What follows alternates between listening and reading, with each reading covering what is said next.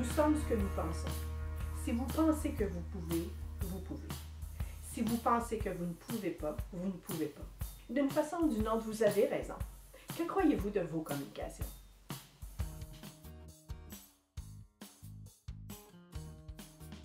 Les 4 attitudes fondamentales en communication. Premièrement, être sensible à ses propres réactions. Donc, être capable de savoir ce qui se passe en moi pour être capable de rencontrer ce qui se passe chez l'autre. Deuxièmement, tolérer l'ambiguïté. Et oui, vive le gris, entre le blanc et le noir, des espaces de grisé qu'il faudra aller habiter.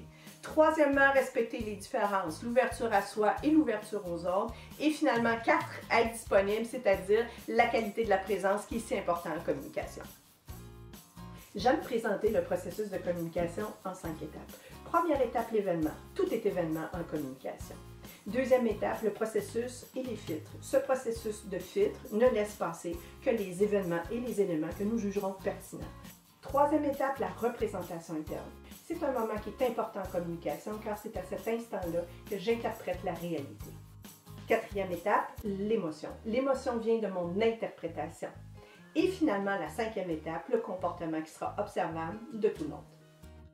Un profil d'influence est composé de 3 sources d'énergie. Les 3 sources d'énergie que nous utilisons afin d'influencer les autres sont des énergies qui donneront une poussée à nos idées, qui nous permettront d'attirer les gens à soi ou de se relier aux gens ou carrément de s'éloigner d'une situation.